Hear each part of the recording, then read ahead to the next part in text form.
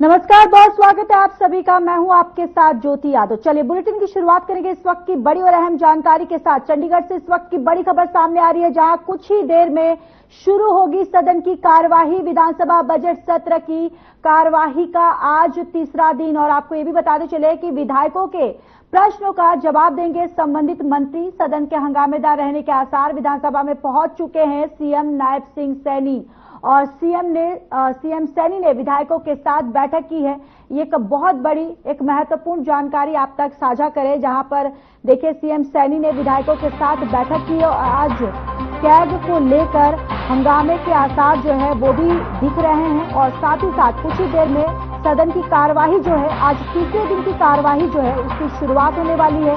मुख्यमंत्री सैनी जो है वो विधानसभा सदन जो है वो पहुंच चुके हैं, और यहां पर सीएम सैनी ने विधायकों के साथ बैठक भी की है। तो चंडीगढ़ से इस वक्त की बड़ी खबर, जहां पर कुछ ही देर में सदन की कार्यवाही जो है, तीसरे दिन की कार्यवाही जो है इसकी शुरुआत होने वाली है। और इसको लेकर देखिए मुख्यमंत्री नायब सिंह सैनी जो है वो सदन, तो आपको बताते चले कि देखिए सदन की कार्यवाही शुरू हो चुकी है, और आप ये तस्वीरें भी देख सकते हैं जहां पर विधानसभा बजट सत्र की कार्यवाही जो है अब इसकी शुरुआत हो चुकी है। और इससे पहले आपको ये भी जानकारी देते चले कि आज कैग पे एक हंगामेदार रहने के भी आज आसार जो है वो दिख रहे हैं। यहां पर पूरी तरह से विपक्ष जो है प्रदेश सरकार को घेरते हुए भी नजर आ सकता है। तो इसी खबर पर ज्यादा जानकारी के साथ चंडीगढ़ से हमारे संवाददाता ओपी सिंह जुड़ चुके हैं। ओपी, देखिए सदन की आज तीसरे दिन की कार्यवाही देखिए शुरुआत हो चुकी है, लेकिन आज कहीं ना कहीं कैग को लेकर एक हंगामेदार होने के भी आसार जो है वो दिख रहे हैं। देखिए जो कि आज हरियाणा विधानसभा का जो बजट सत्र है उसका जो है वो तीसरा दिन है, और बजट सत्र जो है शुरू हो गया है, और प्रश्नकाल जो है बजट में जो है वो शुरू हुआ है, और सवाल जो है वो विधायकों की तरफ से जो है पूछे जा रहे हैं। अगर आज की बात करें तो आज जो है विधायकों को जो सीएजी की रिपोर्ट कल खत्म कर रखी थी, उसको लेकर जो है थोड़ा बहुत जो है कुछ विरोध जो है विपक्ष की तरफ से देखा जा सकता है, क्योंकि करीबन 100 करोड़ के आसपास की जो साल 2022-23 की जो रिपोर्ट कल सदन में रखी गई थी, उसमें कुछ मतलब अनियमितताएं मिली हैं कि अधिकारियों ने राजस्व को नुकसान पहुंचाया है। कई जगह पर लिकर वैंड से भी जो है वो सही तरीके से टैक्स की वसूली नहीं की गई है। तो कई मिला के कुछ कुल मिलाकर इसी तरह के जो है वो आरोप आज जो है वो लगाए जाएंगे, और आज का सत्र जो है करीब 4 बजे तक जो वो चलेगा, और उसके बाद जो है वो सत्र की कार्रवाई जो है कल फिर जो है वो शुरू होगी। जहां तक आज क्वेश्चन की बात करें तो समालखा से बीजेपी के विधायक मनमोहन बडाना है, उन्होंने सरकार से सवाल किया है कि क्या हरियाणा के अंदर 5 वर्षों के दौरान सरकारी स्कूल में कितने बच्चे पास हुए, उसमें से कितने % बच्चे जो है ग्रेजुएट या पोस्ट ग्रेजुएट उन्होंने किया। तो इसको लेकर जो है वो आंकड़ा मांगा है। इसके अलावा सडोरा यमुनानगर जिले से जो कांग्रेस की विधायक रेणु दाना है, उन्होंने गरीब बच्चों को छात्रवृत्ति देने का एक सवाल जो है वो लगाया है। इसके अलावा और भी बहुत सारे सवाल हैं। सिरसा से कांग्रेस के विधायक गोकुल सेतिया एक बार फिर जो है नशे का मुद्दा उठाएंगे। कल भी नशे और अपराध को लेकर जो है वो सवाल पूछे गए थे। जुलाना से कांग्रेस की विधायक विनेश फोगाट, उनकी तरफ से उनके हल्के के 73 गांव में कोई महिला कॉलेज नहीं होने का जो सवाल लगाया गया। तो देखते हैं इसके ऊपर सरकार जो क्या जवाब देती है। इसके अलावा मुलाना से कांग्रेस विधायक पूजा चौधरी है, उनकी तरफ से लाडो लक्ष्मी योजना के तहत राज्य की महिलाओं को जो 2100 रुपए देने की बीजेपी सरकार ने चुनाव के दौरान जो घोषणा की थी, उससे संबंधित सवाल जो है वो लगाया गया। तो देखते हैं कि विपक्ष के सवालों का जो है सरकार किस तरीके से जो है जवाब देती है। जी बिल्कुल ओपी शर्मा, और देखने वाली ये भी बात होगी क्योंकि देखिए प्रश्नकाल जो है ऐसे तमाम जो विधायक हैं जो विपक्ष के, वो यहाँ पर प्रदेश सरकार को घेरते हुए भी नजर आएंगे। और जिस तरीके से लगातार विपक्ष जो है, कांग्रेस जो है, लगातार ऐसे जो बड़े बड़े मुद्दे उठाते हुए नजर आ रही है, बेरोजगारी या महिलाओं को लेकर, शिक्षा को लेकर, तो ये तमाम मुद्दों को लेकर आज कहीं ना कहीं इस प्रश्नकाल का दौर जो है इसकी शुरुआत होगी और प्रदेश सरकार को पूरी कोशिश होगी विपक्ष की तरफ से घेरने के लिए। देखिए, जो कि जाहिर सी बात है कि विधानसभा सत्र चाहे वो कोई भी हो, विपक्ष के लिए एक अवसर की तरह होता है जब वो सरकार के ऊपर खुलकर बोलती है और सदन में पूछे गए हर सवाल का सरकार को सही जवाब देना होता है। और आमतौर पर अगर कुछ राज्यों को छोड़ दिए गए तो अक्सर सत्र बुलाने से राज्य सरकारें डरती हैं, 2 या 3 दिन का बुला लेते हैं, लेकिन बजट सत्र सभी सरकारों को लगभग 7 से 8 दिन का जो बुलाना ही पड़ता है, क्योंकि सरकार को कुछ सरकार चलाने के लिए अपने कुछ जो विधायी कार्य है वो भी करवाने होते हैं, कानूनों में संशोधन करने होते हैं। इसके अलावा बजट हर डिपार्टमेंट का एलोकेट करना होता है। तो जो सत्र होता है कोई भी, तो उसके अंदर आपस आमना सामना सत्ता पक्ष और विपक्ष का आता है और जाहिर सी बात है दोनों ही जो पूरी तैयारी करके आते हैं, लेकिन जिसकी तैयारी में कमी रह जाती है वो कमजोर पड़ जाता है। और देखते हैं आज की इस लड़ाई के अंदर सत्ता पक्ष और विपक्ष ने जो सवाल पूछे हैं। बिल्कुल। और ओपी देखिए, यहाँ पर एक तरफ तो देखिए जिस तरीके से सीएम सैनी ने विधायकों के साथ बैठक की है और ये जाहिर सी बात है बैठक में पूरी तरह से बीजेपी अपना होमवर्क करके आई होगी कि आज किस तरीके से जब विपक्ष अपने प्रश्नों को लेकर अगर घेरेगा तो किस तरीके से डटकर वो उन सारे प्रश्नों का जवाब दे सके। इसको लेकर बैठकें की गई है, तो जाहिर सी बात है बीजेपी की तरफ से तो पूरी तरह से होमवर्क करके ही ये सदन कार्रवाई में पहुंचे होंगे। देखिए, जो जहां तक सरकार की बात करें या कोई भी सरकार हो, किसी भी प्रदेश की सरकार हो, उसके पास एक बहुत बड़ा प्रशासनिक अमला जमला होता है जो विपक्ष के संभावित हमलों को पहले ही भाप लेता है और उसके हिसाब से तैयारी करके संबंधित मंत्री जो है वो आते हैं। जहां तक विधायकों की बात करें तो विधायक भी जो है कहीं ना कहीं दिमागी स्तर पर बहुत तेज होते हैं, तो वो पूछने कहीं ना कहीं कुछ ऐसे मुद्दे निकाल कर ले आते हैं जिनके ऊपर सरकार जो है वो जवाब देते हुए उससे नहीं बनता। कल भी विधानसभा में कुछ ऐसे मुद्दे जो विपक्ष की तरफ से उठाए गए जो जिनको लेकर सत्ता पक्ष और विपक्ष में कई जो है नोक-झोंक देखने को मिली थी और एक बार तो विपक्ष ने एक मुद्दे के ऊपर वॉकआउट तक जो है वो कर दिया था। तो इस तरह के जो मुद्दे हैं उनको लेकर अब देखते हैं कि आज विपक्ष के कमान में कौन से तीर है और सत्ता पक्ष उनसे कैसे निपटता है। जी बिल्कुल ओपी, जिस तरीके से आपने बताया कि आज देखने वाली बात होगी कि बीजेपी किस तरीके से तमाम प्रश्नों का जवाब देते हुए नजर आएगी। बहुत बहुत धन्यवाद ओपी, सारी जानकारी हम तक और हमारे दर्शकों तक साझा करने के लिए। और अब चलिए सीधे आपको लेकर चलते हैं जहां पर हरियाणा विधानसभा सदन की कार्रवाई जो है वो शुरू हो चुकी है। लोक सेवा आयोग को भेजी हुई है। जैसे ही वहां से मामला संज्ञान में आता है तो तुरंत हम लोग उसकी भर्ती कर देंगे और ये हमने कहा भी कि इस पर जितना जल्दी हो जाए उतना ही जल्दी हम लोग इसको करेंगे। और वैसे हर सब्जेक्ट में ये ठीक है कि आपके लिए यहाँ पे 1-2 जगह कमी है तो वो जरूरी है भरना और इस बार उसको भर भी देंगे। और भी कोई अगर आपकी इससे संबंधित कोई बात है तो मैं माननीय सदस्य से निवेदन करूंगा, मेरे से व्यक्तिगत भी मिलकर उस पर बात कर सकते हैं। इसके लिए मंत्री जी धन्यवाद करता हूं आपका, लेकिन इसके साथ साथ मैं आपको और आदरणीय मुख्यमंत्री जी का भी ध्यान दिलाना चाहता हूं कि हमारे हल्का लोहारू में जितने भी कॉलेज हैं वहां पर एमएससी के लिए कोई भी सुविधा नहीं है, तो इसके लिए अगर आप थोड़ा सा ये तो अलग ध्यान हो गया। किस चीज का? माननीय सदस्य से मैंने निवेदन किया, मुझे पता था वहाँ की भिवानी पड़ता है। मुझे कुछ लोग मिले थे, उन्होंने यही विषय जो आप बता रहे हो उन्होंने मुझे बताया था कि हमने अपने विधायक से भी ये बात की, इसलिए मैंने आपको बिना कहे कहा कि आपकी जो भी कोई समस्या आप मुझे व्यक्तिगत भी मिलकर कहेंगे, जरूर पूरा करें और विस्तार से बताऊं भी गा, क्योंकि हमारे लोहारू में बैल, लोहारू और सिवानी तीनों ब्लॉक में कोई भी व्यवस्था इस तरह की नहीं है जिससे कि लड़कियों को जाने में मंत्री जी से व्यक्तिगत मिलकर सारा धन्यवाद डिटेल बताएं। धन्यवाद। श्रीमती विनेश। अध्यक्ष जी, प्रश्न नंबर संख्या 25।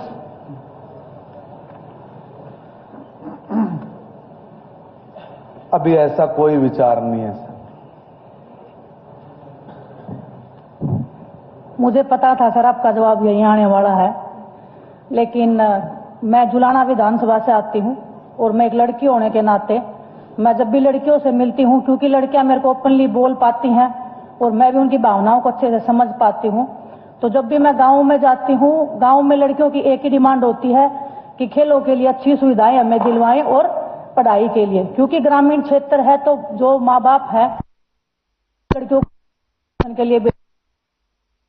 मैं मुख्यमंत्री जी से भी और शिक्षा मंत्री जी से भी मैं अनुरोध करूंगी कि मैं अगर उस जुलाना विधानसभा में एक लड़की एक खिलाड़ी बन के आई है तो कम से कम लड़कियों को हम इतनी हायर एजुकेशन अगर देने की अगर कष्ट करेंगे तो आपका भी भला होगा और मेरे को भी खुशी होगी कि हमने लड़कियों के लिए कुछ किया है। धन्यवाद। वैसे मंत्री जी, इसमें जो आपके जवाब में ए और बी है, ए में हाँ था, हाँ बोला नहीं, सीधा ना बोल दिया, अपने हाँ वाली बात बोलनी चाहिए था। चलिए देखिए सर,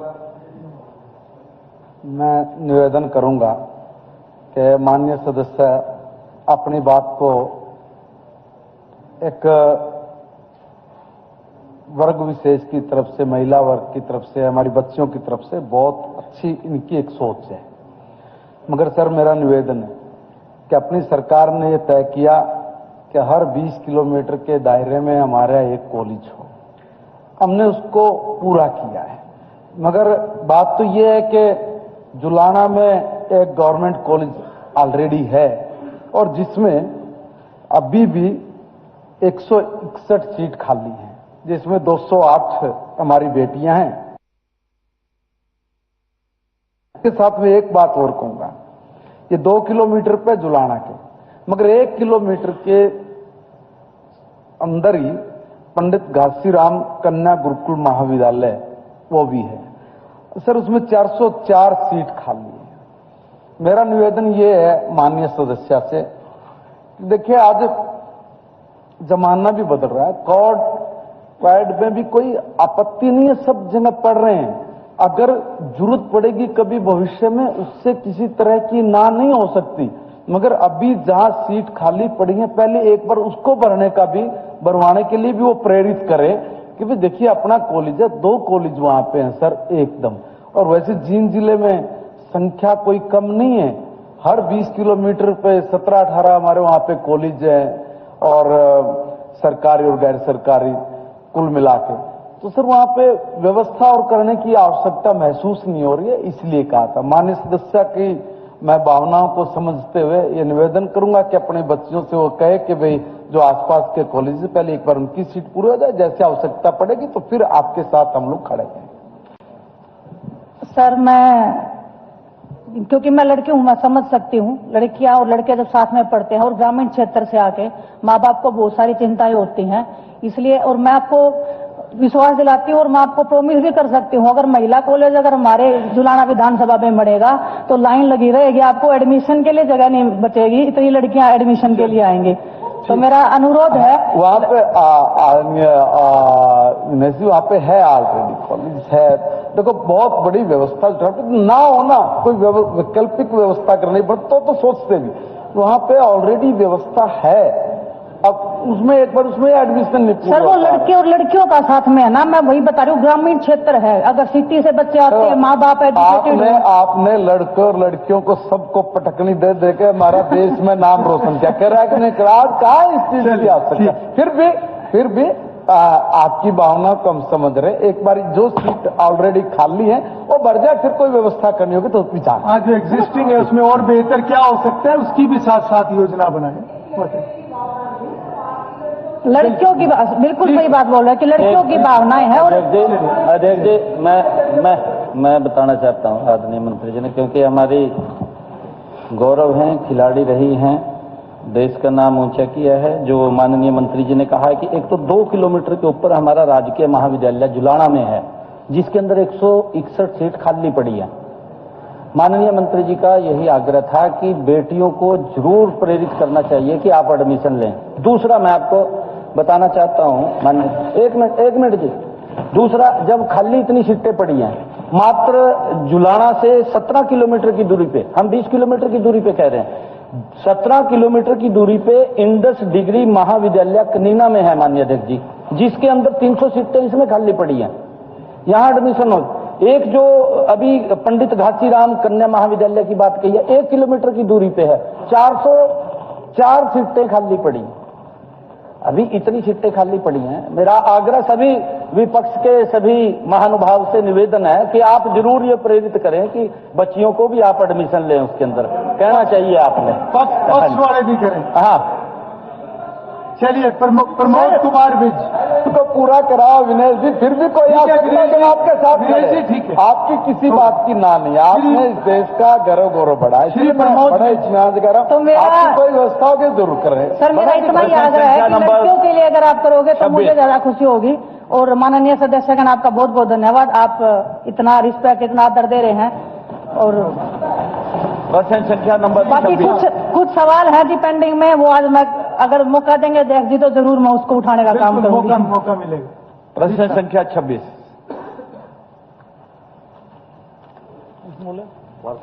अमित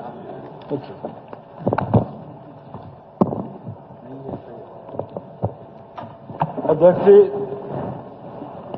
आदरणीय अनिल, हमारे प्रमोद विजय जी ने एक सवाल उठाया है पानीपत के बारे में।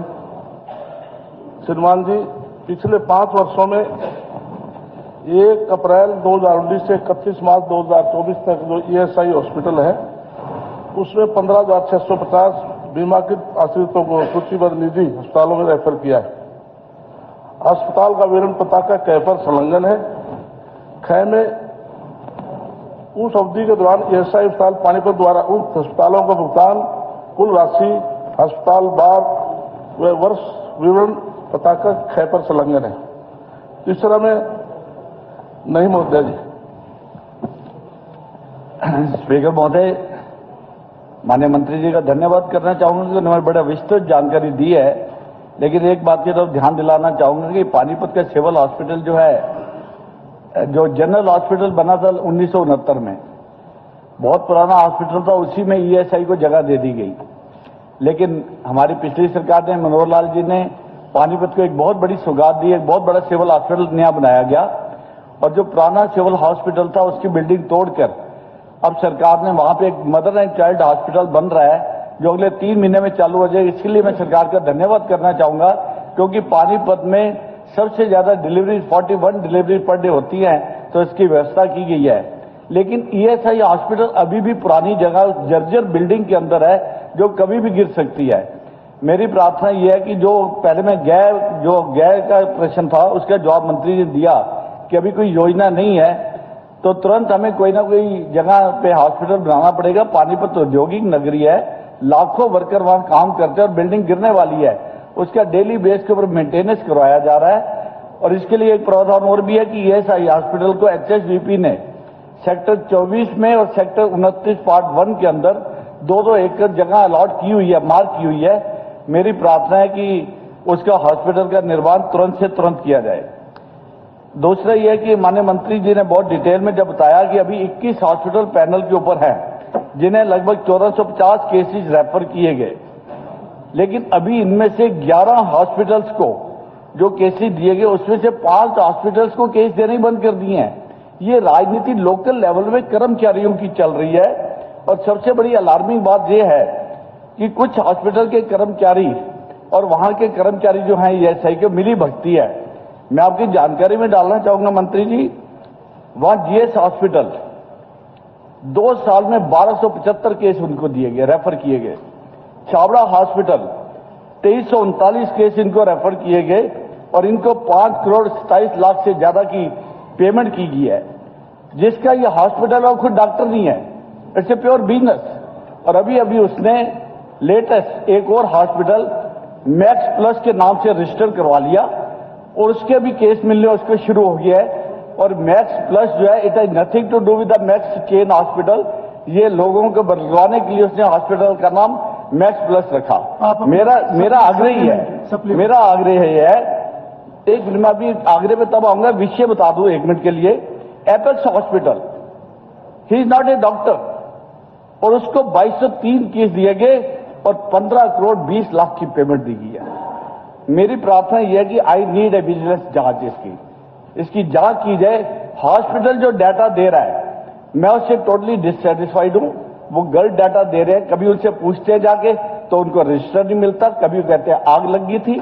मेरी प्रार्थना है विजिलेंस जांच की जाए और इसका एक तरीका ये जरूर अपनाया जाए कि जिन हॉस्पिटल को पेमेंट की गई है उनसे ये सूची ली जाए कि उन्होंने उनकी लिस्ट क्या पेशेंट की, क्या वो पेशेंट की लिस्ट ईएसआई हॉस्पिटल की लिस्ट से टैली करती है या नहीं करती है। विजिलेंस जांच जरूर की जाए और एक ईएसआई हॉस्पिटल जरूर बनाया जाए।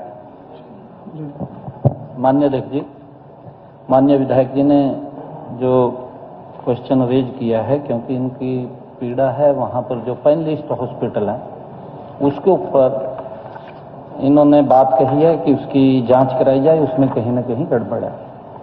पहले तो मैं, क्योंकि जो विधायक जी ने कहा है कि जो पैनलिस्ट हॉस्पिटल है जरूर हम उसकी जांच कराएंगे और वो देखेंगे कि गलत किसी का ना हो, परंतु जो पैनलिस्ट हॉस्पिटल है माननीय अध्यक्ष जी, लगभग 34 करोड़ रुपया हमने उनको इलाज का दिया है।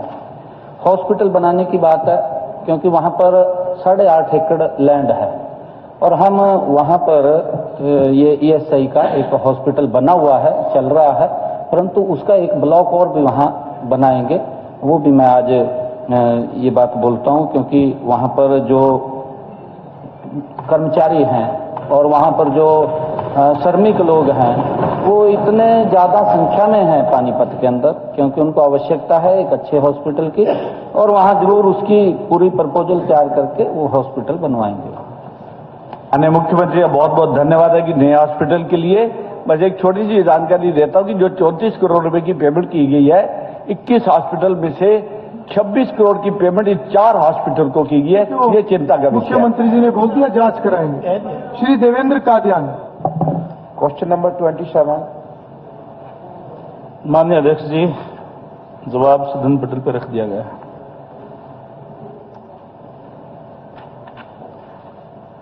अध्यक्ष महोदय, ये जो समस्या है हमारे गन्नौर शहर की, ये सबसे मुख्य समस्या है और मैं आपके संज्ञान में लाना चाहता हूं।